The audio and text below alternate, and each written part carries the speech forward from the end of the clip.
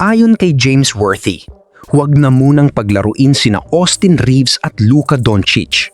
Huwag madaliin ang pagbabalik. Malinaw ang mensahe. Protect the momentum. Protect the chemistry.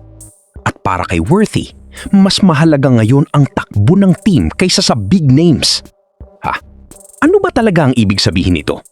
Simple, pero mabigat. Ang Los Angeles Lakers ngayon nananalo dahil sa sistema, hindi dahil sa star power. May rhythm sila, may flow, may trust sa isa't isa. Pinangungunahan ni LeBron James, pero ang tunay na kwento, yung supporting cast. Si Luke Kennard, mainit. Spacing, elite. Confidence, mataas. Si Marcus Smart, defense anchor.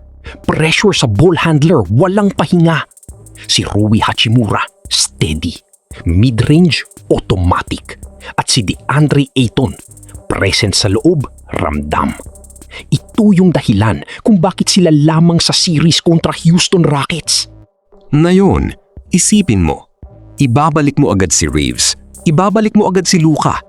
Anong mangyayari?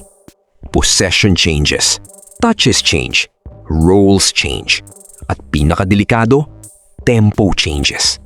Sabi ni Worthy, pwedeng masira ang chemistry ng starting five, lalo na si Kennard. Kasi ngayon, siya ang second option. May green light siya, may rhythm siya. Pero pag bumalik si Reeves, automatic, bababa ang usage niya. At doon, nagsisimula ang problema. Sa actual matchup versus Rockets, ang defense ng Lakers, switch heavy, physical, disciplined. Smart at LeBron, pinipilit ang turnovers. Ayton, pinoprotektahan ng rim. At sa rotations, malinaw ang rules. Walang kalituhan, walang hesitation. Ito ang dahilan kung bakit under pressure ang kalaban. Kahit may superstar tulad ni Kevin Durant. Oo, si KD. Kapag organized ang defense, napipilitan siyang mag-ISO. At doon bumabagal ang offense ng Rockets. Ngayon, ang tanong, sang-ayon ba ako kay Worthy? Oo, pero may kondisyon. Hindi mo pwedeng isacrifice ang long-term health para lang sa short-term win. Kung questionable si Reeves at out pa si Luka, then don't force it. Game 3 is important, pero hindi ito Game 7. Kung makalusot ang Lakers, mas logical na ibalik sila sa second round 100%, fully integrated. Hindi yung half-healed, half-adjusted. Ito ang reality.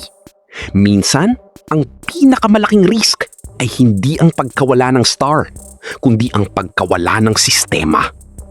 Ang tanong ngayon, kung ikaw si JJ Redick, pipiliin mo ba ang pangalan o pipiliin mo ang momentum?